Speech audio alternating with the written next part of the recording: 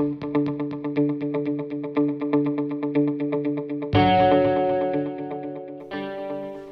I'm Zia, and welcome to Saxon Wrap-Up. With the first presidential debate being last Monday, there's been a lot of talk about each candidate and why people don't like each one. I feel like a lot of people get confused on what to focus on, whether it be politics or actual scandals. So today I'm just going to kind of talk about each scandal and go into the details. I feel like people don't really know the extent of each scandal, but still choose to focus on it. So I'm going to start with Hillary. One of Hillary's scandals was the Whitewater scandal. This was kind of a shady transaction made by the Clintons with a real estate investment. However, after 6 years of investigation and by 3 different prosecutors, she was not found guilty of any crime. Another one was the Benghazi incident. This was a terrorist attack in Benghazi on a U.S. embassy. 4 Americans were killed. People say that she didn't do enough to protect Americans, and, she could have done more. Yeah, but she was not guilty of any crimes. And another one, the emails, so the only ammo anyone has against her at the National Republican Convention.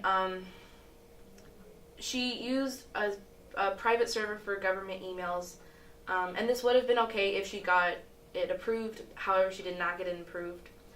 And a lot of people had a lot to say about it. A lot of Republicans did. Some of them including John Kerry, Chris Christie, Jeb Bush, Rick Perry, Scott Walker, Martin O'Malley, and Sarah Palin. They all had something negative to say, but they all did the exact same thing. So I feel like they're slightly hypocritical, but that's just my opinion. 113 emails had classified information. Only 3 of them were marked, however, but none of them were marked in the subject of the email, which that's how they're supposed to be. And personally, I don't feel like she committed any crime. She was not very careful. She was not very smart, but she did not commit any crimes. And next was the Clinton Foundation. She had an agreement with the Obama administration that she would disclose every foreign government transaction that was made. However, a few slipped through. She got almost all of them approved except for a few, such as Algeria and Russia. She did not get those ones approved. And I feel like Hillary is heavily litigated. People want to look at every little detail of her mess-ups and just, ruin everything for her.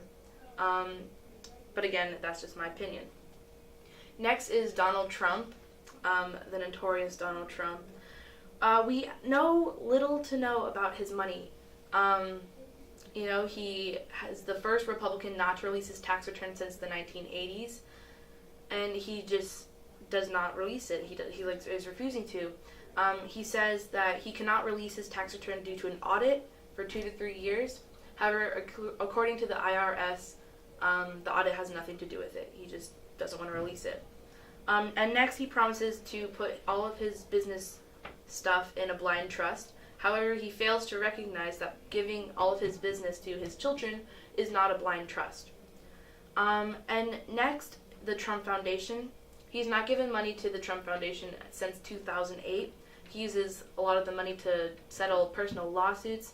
He twice used about $10,000 for portraits of himself, and he bought a Tim Tebow's Rams helmet that was signed for $12,000. So again, I feel like he's very careless with his millions of dollars. And I feel like the least talked about and probably one of the most important are his 3 rape charges. He's accused of raping 3 different women in 3 different occasions. And I feel like I haven't heard about any of it on the news. And I feel like that's kind of weird, but it's okay. So Ivana Trump, his ex-wife, accused him of raping her during a heated argument. During their divorce, she talked a lot about it. Next was Jill Hurth.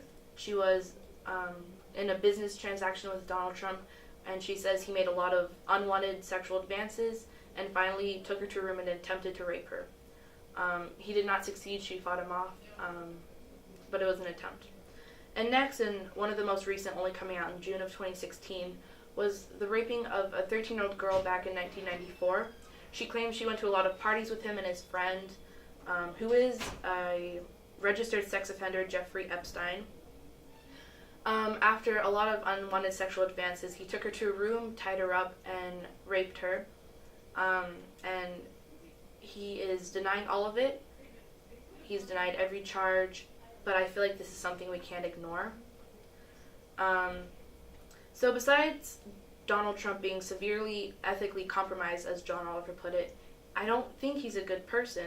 He has been very offensive. He's racist, he's sexist, he's misogynistic, and I feel like it's almost embarrassing that America is taking this man seriously as the commander-in-chief. And the fact that he has a fairly good chance of becoming president is really scary to me.